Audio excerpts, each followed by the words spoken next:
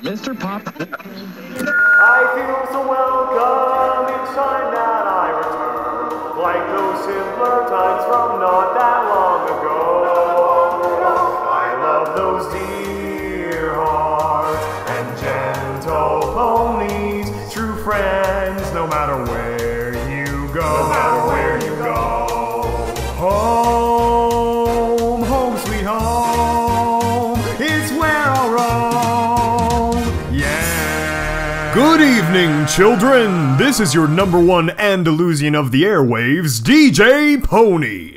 In case you weren't listening last time, I premiered a new segment that will air in this Sunday evening block whenever we have an episode. However, you'll have to forgive me if I end up rerunning it as well. At least it gives more ponies a chance to listen to it. Because you don't want to miss the next episode of Confessions of a Wasteland Pony, the new interview series where we talk to you, the everyday mares and stallions of the Equestrian Wasteland. Last time, we interviewed Battered Blade, the X-Raider who told her touching story of growing up in probably the worst home life you can imagine, and her harrowing tale of personal redemption.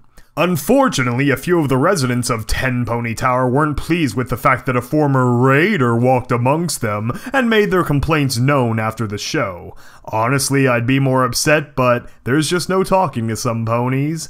So I'm having my assistant Homage look into possible off-site locations for use for the undesirable ponies in the future, whose moving stories will tug at your very heartstrings in a way that fancy-pants snobs just can't.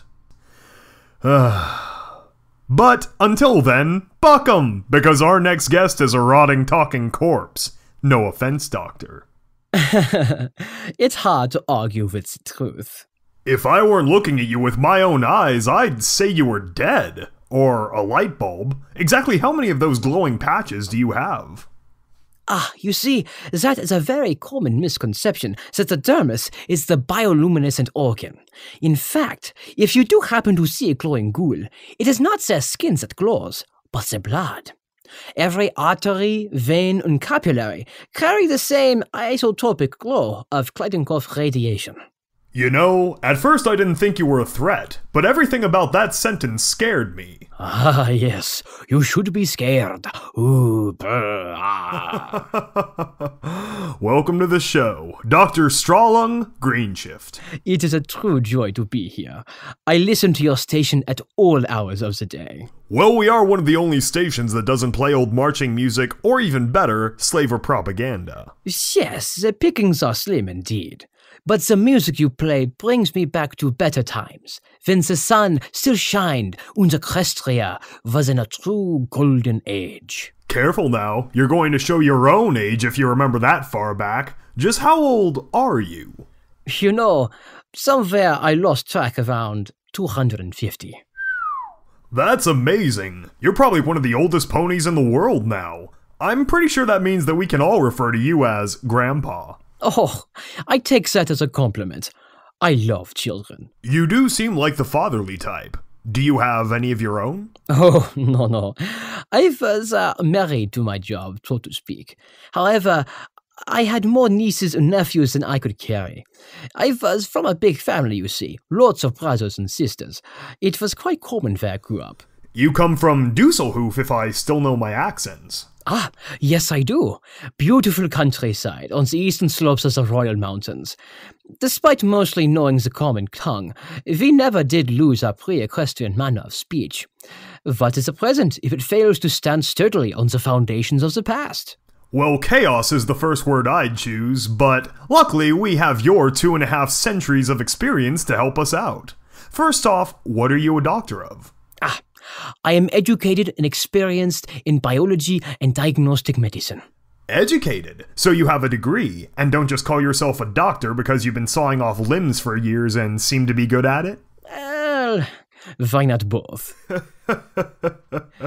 But yes, after receiving my degree, I worked for 25 years at the hospital there in Düsseldorf. 25 years? So you already had a decently long life even before the bombs fell. Yes, I did. In fact, I opted to return to my alma mater when I retired to teach while pursuing my own research projects. And this is all while the Great War is going on? Yes, it was. The new ministries were formed about 2 years into my retirement. You must understand, though, that the ponies of Düsseldorf were always having a tendency for isolation. We didn't pay the war much mind at all. We went about our lives, read the occasional sad headline, ticked ourselves, and moved on. In retrospect, I see how foolish it was to think that we were somehow saved or apart from the motherland just because we had maintained our individual identity. It wasn't until the Stable-Tec pony arrived that things began to impact us. What do you mean? One of their corporate representatives, a brown earth pony mare with magenta mane and fierce, determined green eyes. She met with our city council one day to discuss the construction of a stable. The council ponies were hesitant at first, especially with her New Yorker charisma and force of will. But soon she was able to convince them that without a stable, there was a chance our entire culture could be lost to history in a single flash. Well, I guess nothing sells a product like, buy this or you're all gonna die. Oh, but it worked. The council then decided that the place to focus its preservation efforts on should be the university. They figured that it was the best way to preserve our heritage. And I swear, it wasn't a week later that construction materials began flowing in by the train car load. The foundation was excavated opposite the main hall of Blackwood University, within the view of my office window. I saw the entirety of the project firsthoof.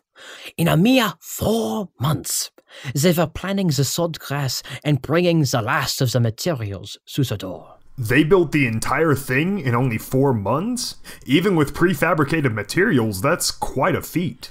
Well, Stable-Tec was one of the largest companies in the world. They definitely had the resources, even to make it up the mountains to our little village. Soon, Stable 76 was complete. And then they began selling the space for those who wished to purchase themselves the ultimate insurance policy. Did you purchase one?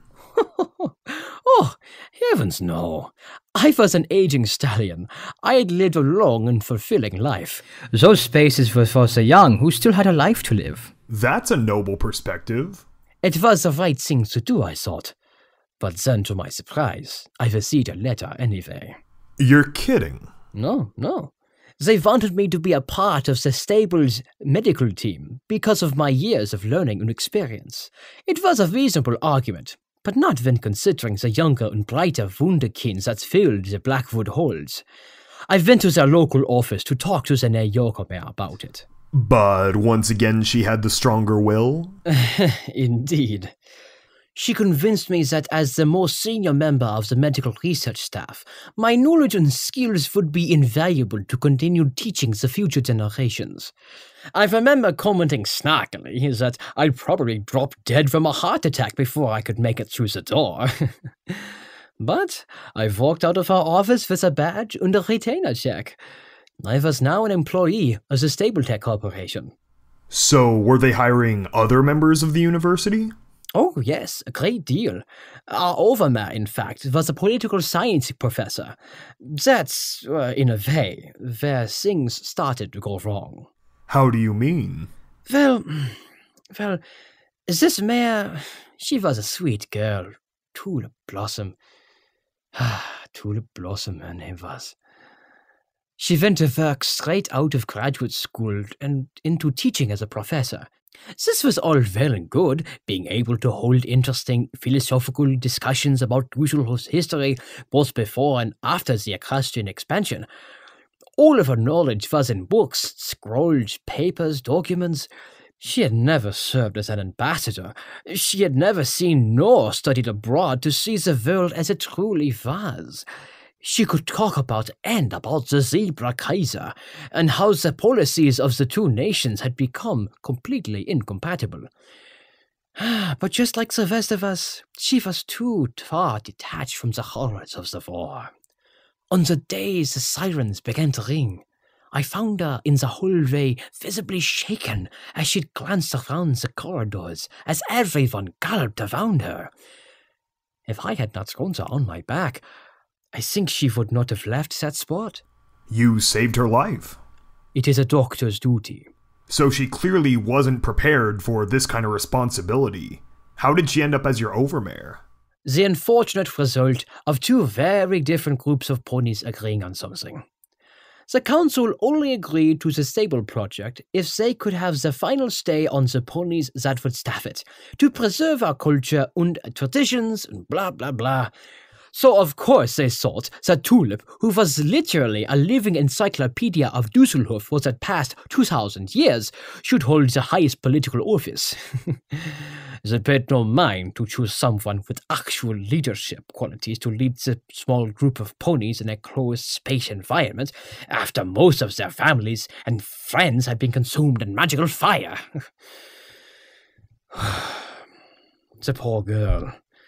No amount of enthusiasm could have prepared her for the task. She reminded me a lot of the Ministry of Peacemaker. She was naive, believed too strongly in the goodness of ponies. When she heard the sirens and seen the impacts in the distance, something snapped. What do you mean, snapped? Once we were inside, when the stable door was closed, Tulip just sat there in the entrance corridor, staring at it. I tried talking to her. We all did. But she really didn't say much of anything after that. She would sit there all hours of the day until someone pulled her away to feed her or take her to bed. The reality of the war was too much for some to handle. How did the others in Stable 76 react? Things were actually okay for a while. Everyone knew about Tulip's state of mind, of course, but each of us individual section leaders were able to keep everything functioning and under control for the moment. We ran the stable as a council, just like we had in the world before. But then something much worse happened. DJ, do you know about how the stables were organized? Well, I've seen the layouts for a few of them. Well, Stable 76 was quite unique. It was outfitted with a so-called Clipper Magical Energy Generator, which stood for Crystalline Liquid Inertial Propulsion Reactor. Many stables were being outfitted with similar units, but we were told that Stable 76 was constructed around the largest one they'd ever produced. It was about 4 times larger, with 100 times the amount of fuel. The Splendid Valley facility sent enough barrels of the liquid crystal to satisfy even a Dragon King. At least, that's how the engineers described it to me. They were told that it would power us for thousands of years, and said it could have untold usefulness for rebuilding civilization in the New World. I don't like where this is going. You don't have to be as bright as me to figure that out. One day, about 3 months after Doomsday, we all heard a loud boom echo through the hallways. We immediately scrambled to see what was going on. That is when we got a call from our chief engineer that one of the shielding manifolds had undergone critical decompression, which is scientific speak for the top of one of the damn fuel tanks exploded. I could hear the loud, fast-paced clicking on the rad counter from over the intercom. He said that one of the bugs had already died, and he was sealing off the level. By the goddesses. We didn't know what to do. His team was doing all they could to contain the leak. But we couldn't just sit around. We searched through all of the files and procedure manuals we could, but couldn't find anything useful that the engineers weren't already trying. Until we saw the list of the mainframe's administrative permissions. Near the bottom of the list was the communication line for Stable-Tec Central Installation Command. It was the main operations center for all the stables. They were there to provide everything from technical support to a master spell matrix to emergency situation assistance. And clearly critical reactor failure qualified. But the problem was, only the Overmare could establish the communications. Why hadn't you just replaced Tulip with someone else? We couldn't. While the system was built to transfer control in event of unforeseen death of the Overmare, that didn't include the initial login where the first Overmare, the one hardwired in by Stable-Tec, must activate the system herself. They said it had something to do with preventing sabotage or some such horse shit. So the damned apocalypse was a pretty high-risk situation. They reasoned that if the Overmare was dead, probably the rest of us were too. We even had to hold Tulip's hoof up to control the panel just to get the damn door to close. Unfortunately, we couldn't just do that again here, because we also needed her password. So your only hope for help was to snap her out of her trance? Yes, which we've already been doing. Our lead psychiatrist, Dr. Copper, had done everything known to medical science. Her obvious fixation was with what was behind that damned door. Very early on, we told her that if she came with us and logged into the computer, we could open the door to see. Which we couldn't have let her do, of course. We originally just planned to get her to put in the password, and then we would elect the new Overmare from there. But now, taking our chances on the surface was a much more viable option. Tulip, she cried. There's been an accident. You need to access the mainframe. They're going to die down there. Dr. Copper even gave her a few hard slaps, but still no response. What do you mean, no response? Not even pain? You said she'd return there if you took her away, so she must have had some faculty about her. She would fall asleep there if we did nothing, but we just couldn't break through to her. If you looked into her eyes, you would have understood.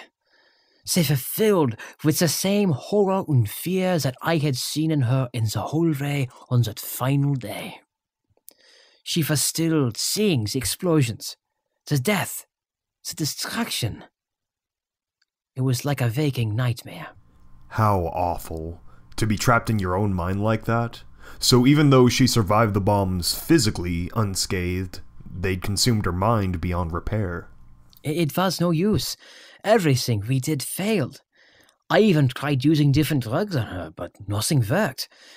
Then we started hearing screaming from over the intercoms, and just like that, the whole stable went into full panic. A few of them had started to turn on Tulip, looking for something they could lash out their fear and anger on. They were so close to becoming a mob, but I couldn't let that happen to her. She had been through enough. We all lied and said that Tulip couldn't do anything anyway, because the reactor failure had shut down the power to the door and sections of the mainframe. Hold on, you had to lie about that? Part of your reactor had exploded, but you weren't experiencing any power issues? Strangely, no. Everything was running just like it should. We didn't even know what had caused the damage in the first place. Days had passed since we had tried the intercom. The screaming had stopped, but now it was just silence. As far as we knew, the area was flooded with radiation and all of them are dead. Unfortunately, only one of that was true. About a week after the silence, we were making plans for long-term function when the speaker came to life again. "Hello? Is anyone still there?" the stallion said. "Please, I'm still alive. Someone help me. There are others too." Suddenly, they had to make a decision. Did you think you could save them?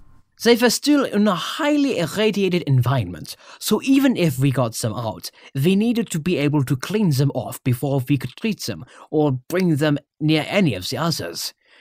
Even opening one entrance to the level was highly risky, but we had to try. We could not just simply leave them to their deaths if there was still a chance. Plus, admittedly, I was already very curious that any of them were still alive.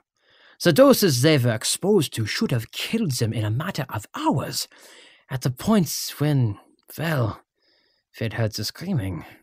So what was the plan? We decided to use the maintenance stairwell. It had decontamination rooms connecting to the reactor space. Now that the reactor's hazard sirens had been deactivated, we could still use that antechamber to pass into and out of the level without violating the radiological seal. We could bring a few survivors through there, where they'd be cleaned on the outside and rush them to the medical lab. Myself and 2 of the medical ponies suited up in full magical radiation suits. We planned on getting all of the survivors out into the stairwell as quickly as possible before resealing the area. We descended down into the reactor level, making sure all of the pneumatic doors in the shaft were sealed. When we opened the bottom door, we saw the stallion leaning against the wall where the intercom was. He turned with eyes full of gratefulness and relief. On the far wall behind him was a bright and radiant glow of the reactor. The main ignition chamber stood nearly 3 stories tall, as large as a grain silo. The pulsing cylinder mechanism inside of it thumped like a beating heart. Several of the fuel tanks stood behind it, one of which was nearly empty with a gaping hole in the pumping assembly above it. Did you see anything wrong with it? Could you tell what had caused the rupture? Sadly, I had no idea. The glowing liquid covered most of the floor below the reactor and had filled the whole space with a sick haze. The bodies of the dead were strewn across the wall farthest from the reactor, some of them thrown by the explosion. Many more were slouched against the doors, trying to get out. On the command platform lay the lifeless body of the chief engineer, his hoof still on the emergency switch. Then we saw the other survivors the stallion had mentioned. There were 5 of them, standing dumbfounded in a huddle in one corner off to the side. Everything seemed stable enough, so we went inside. But as soon as we walked through the door, the emergency alarm above the door started sounding, and it quickly slid shut. Bright yellow lights began spinning around the base of the reactor as the noxious machine began pulsing erratically out of rhythm. It began failing again the moment you went down there? An unusual coincidence, isn't it? The ponies in the corner all immediately turned to face us. Most of their hair was gone, coat, mane, and tail. The flesh was bubbly and burnt, as if they had taken a shower in boiling acid. For a moment, we looked at each other, but behind their eyes was a hollowness, an emptiness. There were no souls left inside, nothing above the most baser instincts driving them. We were realizing with every passing second what was about to happen. We were frozen beneath the door's siren as they were creeping ever so closer towards us. It wasn't until one of them sniffed the air and started to growl that one of my nurses started screaming and galloped towards the control box stairwell.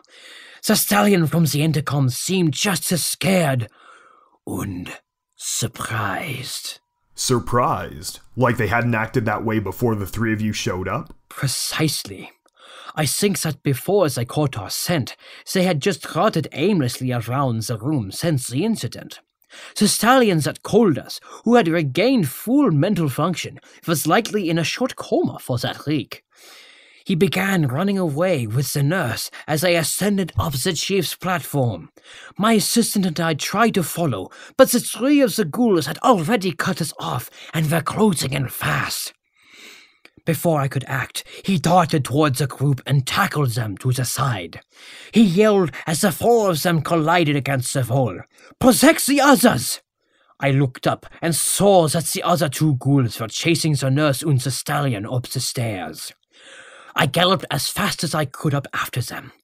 They both reached the control room box immediately and started pounding on the door in a frenzy. "Unseal the room! You have to let us out now!" They were panicked and scared beyond all reason, shoving aside the body of the chief engineer and undoing all the lockdowns from the engineering side. "No!" I cried. But it was too late. Oh no. One of the other section chiefs unsealed the level with an administrative override, not realizing what he'd done.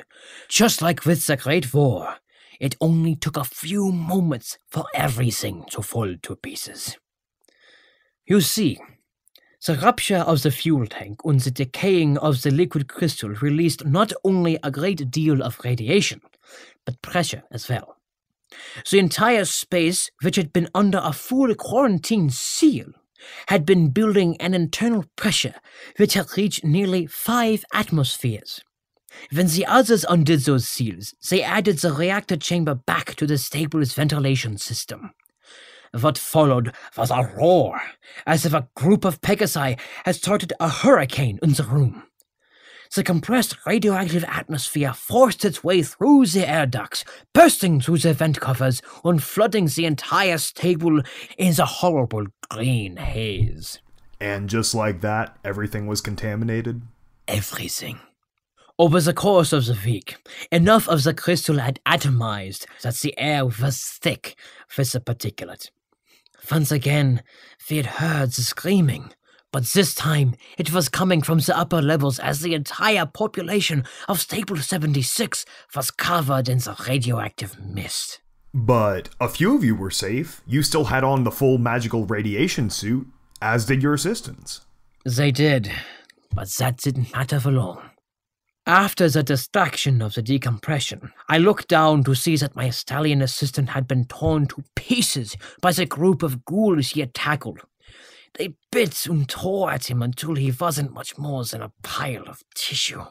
I'm so sorry. No one should have to experience nor witness such a death. The poor soul. I turned away from the horrible sight to find that the other 2 ghouls had continued their chase of the stallion and nursed through the command box entryway. I had continued up the staircase to follow them. But then while I was galloping on the catwalk to the other side of the room, I heard a loud metal lurching. I turned to my right and watched as the second fuel tank exploded. A large chunk of the shrapnel collided with the section of walkway I was on, ripping it from the walls and landing on me in a heap 30 feet below. I had never felt so much pain in my life. I had wished I had passed out or died instantly. The smaller glass shards tore my radiation suit to pieces while I was soaked in the liquid crystal that covered the reactor piping. The sensation in my skin burned so deep, it felt like hot metal rods were being driven into my bones. I quickly scrambled to crawl out from below the wreckage. When I got free of the large chunks, I fell to my knees, due to the fact that 2 of my legs were broken, along with several ribs and vertebrae. I collapsed on the cold concrete ground, unable to move any longer.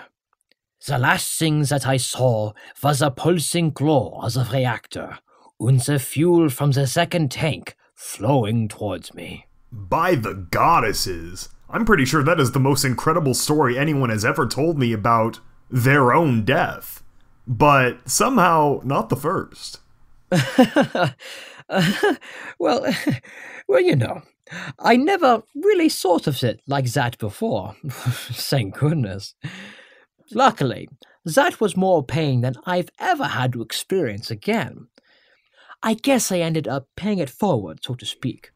Really? You don't feel pain anymore? It's not that I don't feel it. It just doesn't hurt.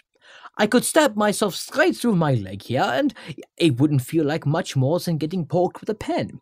I would demonstrate, but you'll already have enough work decontaminating the room already. It's nothing a little Abraxo soap and Rataway can't fix. And speaking of Rataway... That is a very good idea. My radiant personality does tend to average between 1 to 3 rads per second. Yuck. I'll never get used to that bitter orange aftertaste. Now, where were we? Oh yeah, you had just died. In a way, I did indeed. When I finally opened my eyes, everything in front of me was a glowing yellowish green. There were ripples and shimmers dancing around me. I remember thinking to myself, why does the afterlife look like unicorn piss? But then I moved my head as my faculties returned to me and realized I was lying several inches in the liquid crystal. My nose was just barely below the surface like a submersible's periscope. Remembering the danger, I immediately sat up on my haunches and looked around, spitting out as much of the crystal as I could. Then I leapt back when I looked up and saw the 3 ghouls staring straight back at me. "Stay back," I cried, stretching my leg out in front of me to fence them off. "Stay back!" But while they gazed nonchalantly in my direction, I became transfixed by the white beach bone that was now my hoof. I slowly began to turn my leg, tearing away the shredded radiation suit. But what I found beneath was a fleshy, bubbling mass of grey and green. Some sections of skin were completely missing, mainly in spots where the glass shards had cut me open. Instead, I could see my muscle tendons as they constricted and tensed. A thin, filmy layer had formed over the tissue, like a fleshy window to look at my now green, glowing insides. Most of my coat hair was gone, too. I once had lush, cobalt blue hair, but what little remained was ghostly white and shriveled down to peach fuzz. Luckily, some of my mane and tail hairs remained, although they were much whiter and thinner than before. At least at this point, it helped me look like my age. Oh, nonsense, Dr. Greenshift. I wouldn't peg you a day over 200. Oh, you're too kind. Perhaps my modeling career isn't over just yet. There's nothing sexier than a zombie fashion show. I actually like the idea. We can call it Wasteland Chic, set up a runway in the 10-pony lobby and have a big-ass party. Honestly, I think a lot of ponies out there could use a night to just cut loose. And glowing models means we don't even need to set up stage lights. So now that you've woken up, found that you've undergone this shocking transformation, and are facing 3 ferals that just killed your assistant, what was your next step? It was literally a step. I stood on all fours and took a few steps back, which is when I heard an audible popping around my hind legs. I gently kept walking around on them, and was happy when they didn't give out from under me. The bones had set themselves and already healed. I could already tell because I could see them through the spots on my leg where they had previously been protruding through. You see? It's right here, right there by the flexor tendon. Yes, I can see it, Doctor, but it doesn't really make for good radio. Well, you have a good point. The ferals continued standing there in a loose formation as I walked away from them. At this point, the entire reactor space was flooded in nearly a foot of the liquid crystal. Instead of the painful burning sensation, the crystal just felt like muddy water. Since several of the catwalks were now piles of wreckage on the concrete floor, the door inside the command box was unreachable. So, I had to find a different way out. In one corner behind the section breakers was an industrial lift for moving equipment. The reactor continued pumping in its normal rhythm, and the electrical arcs above the breakers was proof enough that the power was still flowing properly. That is despite the 2 empty fuel tanks which sat quietly amongst their neighbors. With a push of a button, I took the lift as high as it would go. I exited to find a collection of water tanks in front of me. The reassuring blue paint and shorter, less intimidating size was a welcome change to where I once was. I followed them along the hallway until I came across an open pneumatic door. On the other side was the stable's apple orchard, or rather, what was left of it. The once vibrant green trees and juicy red apples were now shriveled and black. But not black like the blackwood trees native to Düsseldorf. The orchard was scorched earth, dust and ashes. I crossed the orchard for the exit and found several more ferals just standing about. The mist was very thick, so their immovable stance casts them like shadows with the trees, mere reflections of their former selves. The corridors eventually led me to the atrium. As the main meeting and recreation hall, there were always plenty of ponies in there at any given time. This was still true of the couple dozen ferals blocking my path to the exit. At this point, I still knew practically nothing about what these creatures had become, and did not want to antagonize them at all. So even though those first ghouls hadn't attacked you, you still tread carefully around these ghouls. They might not have been initially hostile, but I still feared bumping into one of them or some other provocations that would cause them to attack regardless, which is still quite a common occurrence. But I couldn't get to any of the higher levels without passing through any of the atrium, so I took a breath and slowly started walking. This is where I took some time to really observe the way that they behaved. In most cases, I found them huddled in groups of 3 to 5, almost like a familiar herd instinct. While the occasional feral ghoul would stand alone, in general, they seemed to prefer bunching together, although they appeared to have no communication or interaction with another at all. I kept moving slowly between their smaller groupings and making sure none of them were paying attention to me. This is when I stumbled upon something and had to stop. I looked down and found a small filly trotting away from me. My heart broke for the poor little thing as she walked off. Not only did she not have her mark, but the skin where it should have been had rotted away to the bone. That was the mark she bore, the mark of the ghoul. And she wasn't the only one, was she? Oh no. Several other foals were scattered around, all with the same empty looks as the adults. By the time I left the atrium, I felt as dead on the inside as I looked on the outside, which is when I saw one more heart-breaking sight. Sitting there in front of the stable door, I saw Tulip. On either side of the door were 2 large vents, pumping in the green mist. Oh, goddesses. I trotted slowly up to her, as she sat staring at the door as she always had. As I walked beside her, the glowing muscle between her exposed ribs and vertebrae became more evident.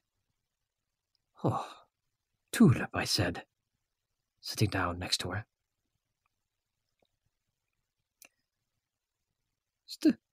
Scarlung? I immediately turned to her as her eyes drifted away from the door and met mine. She had not spoken in nearly 4 months. Scarlung. She lifted her hooves up to me, revealing that they were almost as decayed and glowing as mine. Her face began to wince as if she was crying, but no tears came out. I took her in my arms as she slowly sobbed into my lab coat. The bombs, Scarlung. The bombs. Shh. I know, Tulip, I know. But it's okay now, we're alive. I don't know how or why, but we are alive. Just hearing the sound of her voice, despite what we'd become, I'd really believed it. That's incredible. The ghoul transformation snapped her out of it? Talk about unconventional medicine. It's rare that we hear of the Wasteland actually doing good for some pony, no matter how small that fortune would be. And not only that, but you weren't the only one to have not turned feral. Indeed, we weren't alone either. While we sat there, a small group of ponies walked into the room. Doctor Greenshift, is that you? We thought you died in the second explosion. So did I. I said, is there anyone else? Not many, about 2 dozen. They gathered in the Overmare's office. As she said that, she looked down at Tulip and was shocked to find her looking back. Hello, Dr. Copper. Tulip said. Once I picked their jaws up off the ground. I do mean that figuratively, not literally. Well, that saves me the trouble of asking. We met up with the others, and I found that I had been passed out for nearly a week. The transformations had happened very quickly, a matter of hours. Most of them had passed out from the pain for some period of time. The only difference was if they were still ponies when they woke up, if they woke up at all. The other survivors led Tulip and I down to one of the large storage rooms on the 3rd level. On my way up from the reactor room, I passed about 75 feral ghouls before meeting up with the roughly 24 survivors who had maintained their intelligence. Stable 76 had a population of 1,000 ponies. This storeroom is where the rest of them were. The room had become a sort of mass crypt. Most of them didn't make it at all, Dr. Copper said. They were beginning to decompose, and we didn't know what else to do. We've only covered a few levels so far, hallways and such. Most of them are in their rooms. We thought of the orchard at first, but there isn't enough time. Tulip turned away and buried her face into my shoulder. It's not ideal, I said, but it's the right thing. Let's go get the others. It took a few more days, but we did our best to lay them with their families, taking with us any pictures or meaningful items we found near them as well. This is how I discovered the fate of both the nurse and the stallion we had gone down to save. Once we were done, we sealed the space and marked it with a memorial plaque.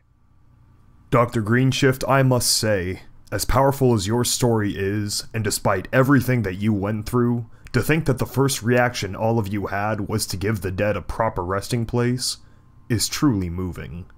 If more ponies treated the living with that modicum of respect and dignity, the Wasteland would be a much better place. Thank you, truly. Your words bring a light to my heart, more than usual. So, things could only get better from there, right? Now that Tulip was functioning again, she could log into the system as Overmare, and you could finally get out of the stable. That is what we thought as well. But when she sat down at her desk for the first time and put in the password, the only response was an error message. You've got to be kidding. She tried it several more times, with every password she could think of, but they all failed. How could that be? Well, although Tulip was slowly returning to normal as possible for any of us anyway, she had no recollection of anything that happened since the bombs began dropping. She said that the last thing she remembered was me throwing her on my back and running off with her. Is it uncouth to say that that sounds a little romantic? Not at all. But as far as we know, we were hit by the explosion, and when we woke up, we were zombies. Entering the stable, closing the doors, the reactor explosions, all of that was gone. According to Dr. Copper, now our only remaining psychiatrist, Tulip's mind was lost in a recursive delusional state. When she saw the explosions, the immense fear locked her into a state of waiting for the shockwave to hit her. Being blasted by the radioactive mist from the ventilation system must have finally resolved the loop in her psyche, which is why she finally awoke when I spoke to her. So, did she eventually remember the password? No, she didn't. Dr. Copper thought that because it had to do with the war, it could have been lost to the mental episode as well. But, she pointed out, compared to most of our shambling neighbors, Tulip should count herself lucky. So you were all trapped in the stable for the foreseeable future? Yes. However, it didn't take long for us to realize the benefits of being recently deceased. Perhaps I should speak more scientifically. Please do. We had a long time to observe not only each other, but the mindless pharaohs as well. I'm a biologist and a diagnostician at heart, and now I had nothing but time on my hooves. We were observing the advent of effectively a new species, and they, we, needed to be properly studied and described. The first findings came with some very simple tests. I discovered that ghouls don't really need to eat or drink water. Our bodies can process the food, better than normal ponies or countless other creatures, but it doesn't appear to be necessary for normal metabolic function. Well, that sounds great for saving caps anyway. Yes, indeed. Not to mention we wouldn't get much pleasure out of anyway. You see, ghouls can't really taste. Not that our tongues are useless, but especially for the chatty types like me who can talk on and on about anything for hours on end. But we really only have binary flavor detection, radioactive and non-radioactive. You taste radiation? What's that like? Well, you mentioned the bitter taste of the radaway. Think of that as half as bitter but with a powerful lemon-lime flavor. Really? Lemon-lime? Huh. It tastes like lemon-lime to me, anyhow. Tulip says it tastes more like raspberries. It could be different for any pony. From all those I've asked, it seems to be tied to a fruit of some kind that he or she enjoyed before the ghoulification. Not really something I'm studying heavily, but an interesting tidbit to say the least. Definitely. Kind of makes me want a laser lemon sparkle cola now. Homage, do we have any of those? They were a sponsor back in the day. Anyway. Oh, I miss sparkle cola too. Having a variety of flavors anyway. The problem of having one taste is that you get bored of it rather quickly. And speaking of bored, the next thing that the rest of us started to realize is that we no longer needed to sleep. If we could shut our eyes and slip into some sort of form of unconsciousness. But like with eating, it seemed essentially irrelevant, simply remaining as a vestigial trait. To put it to the test, I once spent an entire month without sleeping. There's no change in energy, critical thinking, or mood in any way. That sounds like it could be maddening. Oh, yes, it was. I think I read every book in that tables that wasn't burned beyond recognition. Thank goodness I didn't need glasses. Would glasses still have been an issue? Your body went as far as repairing your own broken legs within a week. Is ghoul regeneration really that specific? It's, inconsistent. Like I mentioned before, with the disparity of how we all taste radiation, some bodily functions seem to regenerate while others don't. Take our appearance, for example. For whatever reason, in most cases of ghoulism, the dermal layers are not regenerated to their regular state. For us, anyway, the normal ghouls. Then there are those ghouls that were affected by the big cloud. For some other reason, they seem to maintain their outward appearance 4 times as much as with the normal ghouls.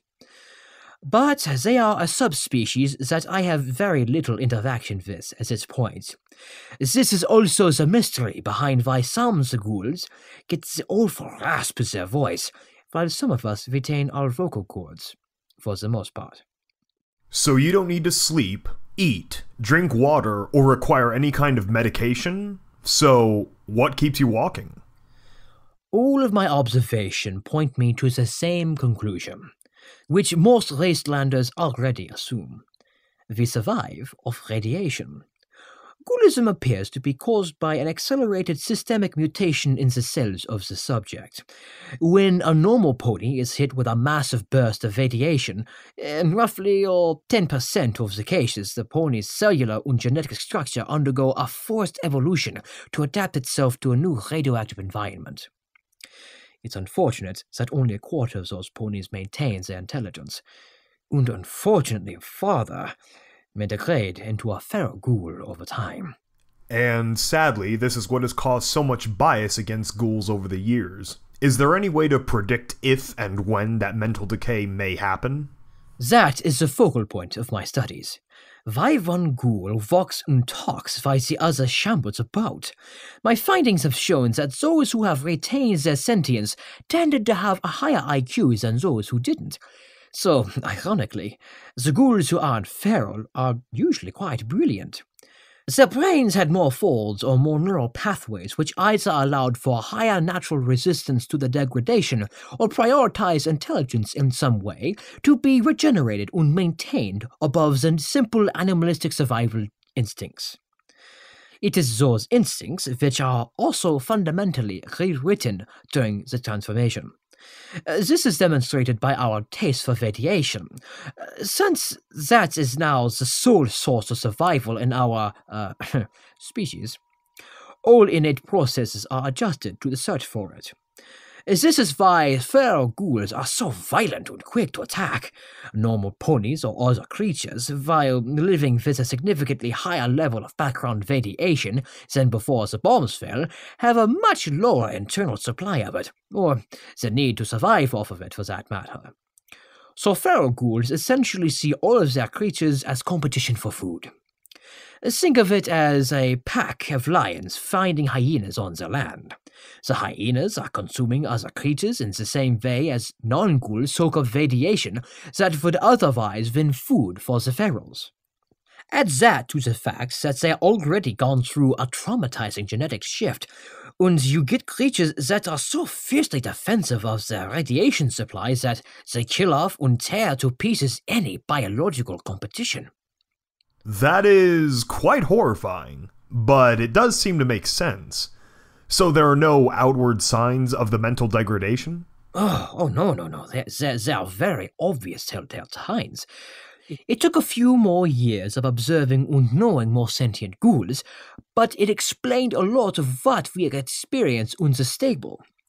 When a ghoul's brain decays to a feral state, they will begin screaming non-stop for upwards of several hours as all of their higher brain functions begin to die. And if that horrifying alarm isn't enough, they can pass into a coma that can last as long as a month before waking up as a feral. One of the leading causes of this degradation is usually because that pony has very few friends or purposes in life. Talking to others, maintaining friendships and relationships, having drives, purposes, ambitions, reasons to get up in the morning. These are things that stimulate the mind and keep it alive and healthy. Most cases of degradation happen in either outsiders or loners who travel by themselves.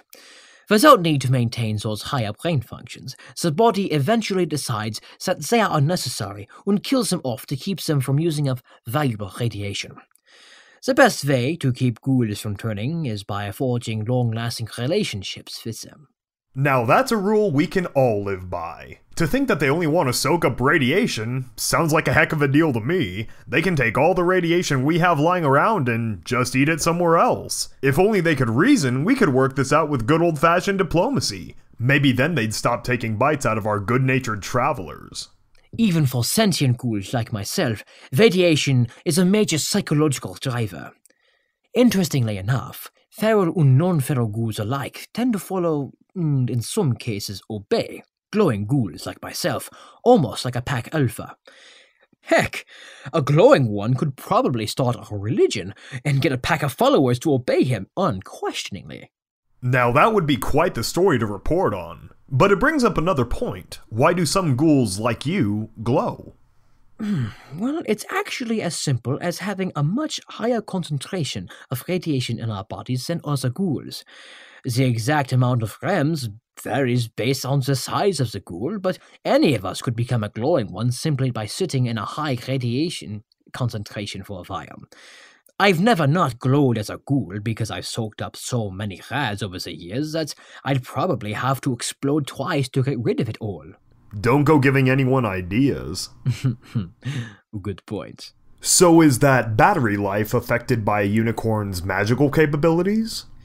Well, I'm not sure as of yet what levels the magical aspect plays into this transformation.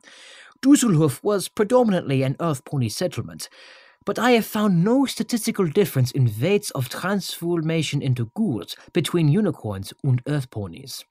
I wish I had more information on the Pegasi, but to this day I've only met one ghoul Pegasi from the Absolutely Everything store. Isn't she such a sweetheart? She sure has done her part in the grand scheme of things. Her Wasteland Survival Guide is such a useful piece of literature. It's a true testament to her own research. Oh, she is indeed such a wonderful mare. You should have seen the look on my face when she took to the sky. I couldn't believe those wings could even carry her, but she flew off at such an impressive speed. She's made several trips to Düsseldorf to deliver supplies and all sorts of things to our community. She knows she is welcome there at any time if she wants to ever find a new place to call home. However, the mare is stubborn and loves helping the other ponies of the wasteland too much, so we try to visit as often as we can. That's right, you're not taking her from us that easily. So, obviously, because I have you in my studio today, you did eventually get out of Stable 76. We did, indeed.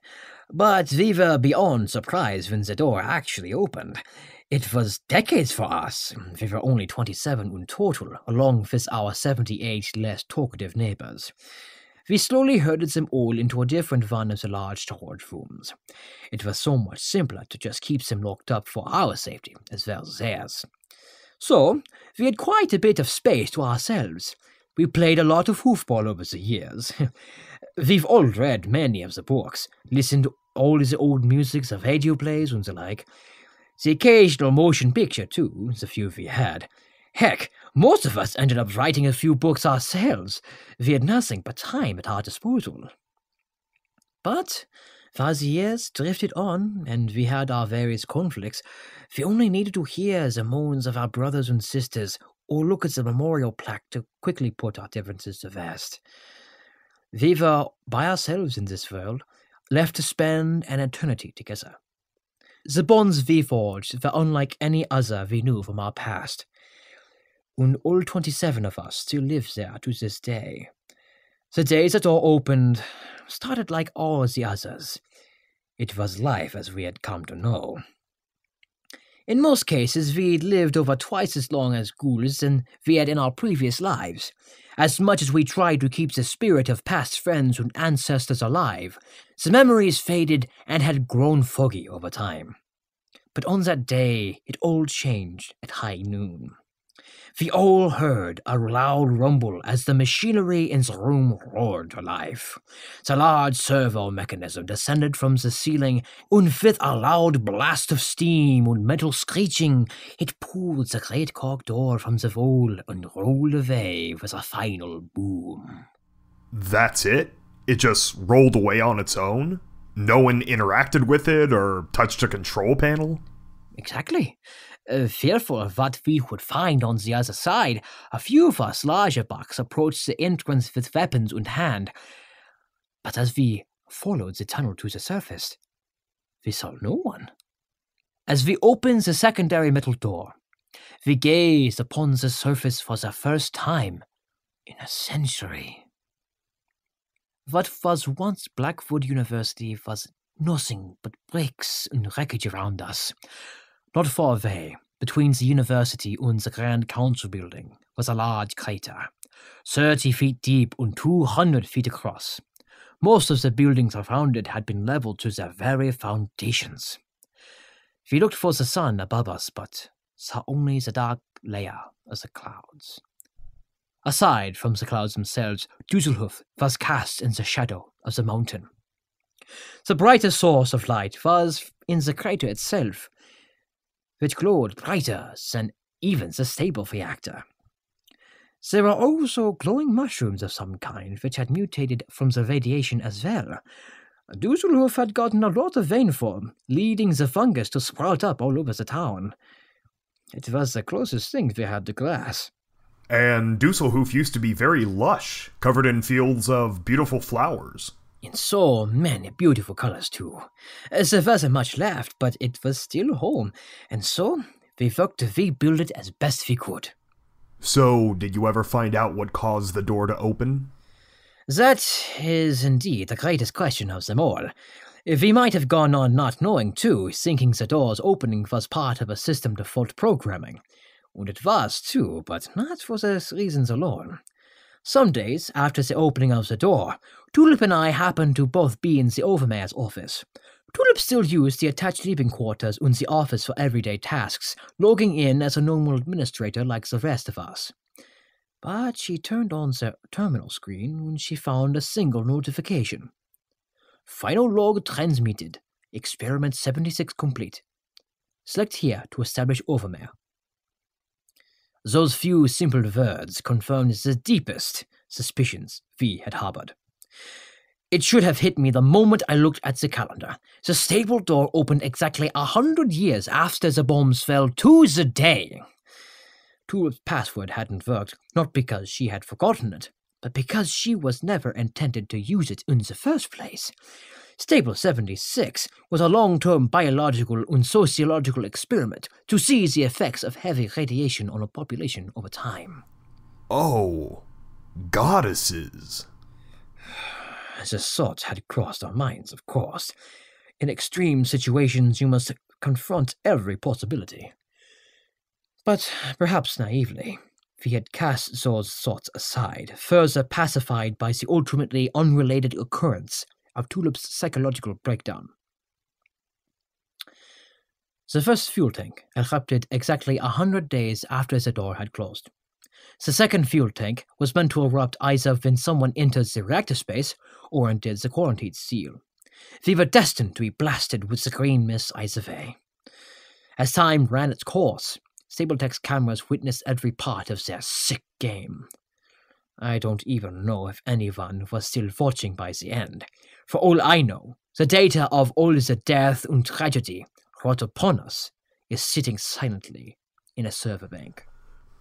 What an absolute horror you all had to go through. But it's comforting to know that in the end, you went through it together. You see, ponies of the Wasteland, one thing you must remember beyond all else is why we are here in the first place. Equestria did not fall to some cataclysm of nature. Someone pulled the trigger. The taint and rot of the Wasteland is only outward evidence of the sins of our past, the decay of the souls from that time. Never forget that the road to Tartarus is paved with good intentions, so despite reason or circumstance, we live in a dead world, and no amount of research or experimentation is going to remedy the situation.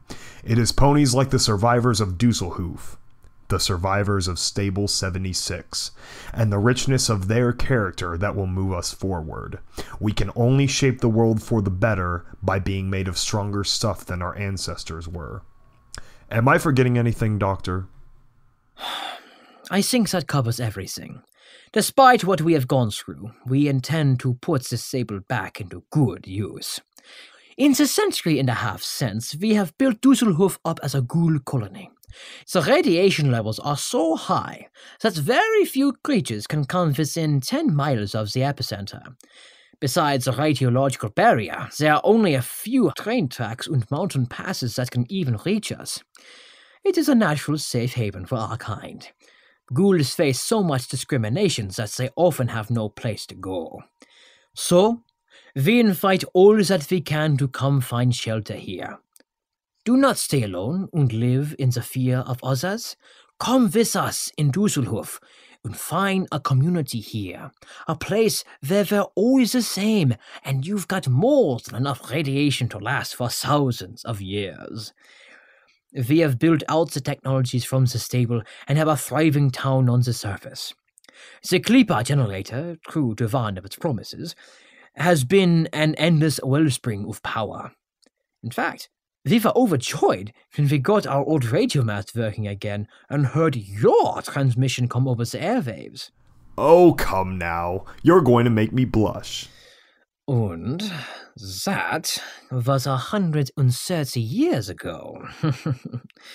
So you know, Mr. DJ Pony, if you ever need a new broadcasting station, you've always been welcome to join us in Düsseldorf. I appreciate the offer, Doctor, but I've gotten quite cozy here. However, we may be in contact because we are looking for off-site interview options. There are a lot more stories out there, and I'm already on thin ice with 10 Pony management. Okay, whatever you say. We would be happy to help up however we could. You only need to talk to our head council pony, Tulip. One of the few good things that came from discovering the reality of the experiment was that she was fully vindicated in regards of the Overmare password. You see, it had tortured her for years. Tulip used to spend hours on end trying every conceivable password she could. She'd stay up days and nights until I pulled her away from the terminal screen. If she could, she would have shed tears of joy from finding out that our seemingly eternal sentence in the stable was not her fault. Since then, Tulip has risen to the task originally bestowed on her and led by our new Dusselhof for over a century. Despite her guilt, she has more strength than all of us. I believe wholeheartedly that without Tulip Blossom, we would have been lost. I would have been lost. Wait, are you two... You'd be surprised what kind of circumstances can bring two ponies together. Now that is exactly what this show needed. A zombie love story. Oh, and I do love her. Tulip has brought so much life and joy to our otherwise dismal circumstances. It's because of her that my new life has actually been quite wonderful. That is very touching, Doctor. Plus, for the sake of total honesty, we were trapped together underground for 100 years. You need to find ways to, pass the time. Okay. Being a ghoul can be quite invigorating. Thank you, Doctor. You're lucky we're broadcasting in safe harbor hours. Not that we have regulators anymore. So, ghouls of the Wasteland, if you're looking for some place to call home where people don't just point shotguns at you all the time, Dusselhof is the scenic ghoul colony for you. Just follow the transcontinental rail line through the Nevanstein mountain pass and look for the bright green glow. Apparently it'll improve your dating life as well. And for all the rest of you, respect your fellow pony, whether or not they look like a talking corpse.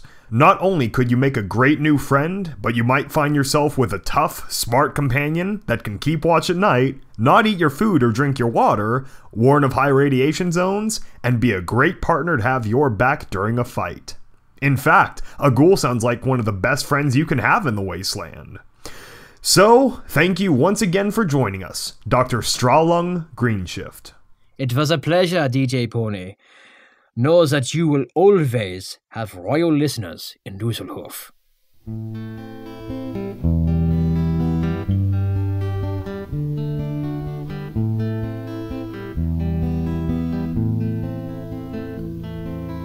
Every story must come to an end. I wish I could tell you more. We've had our sadness and we've had our fun, something we can't ignore. And though we may fly to the east and the west, and distance may keep us apart,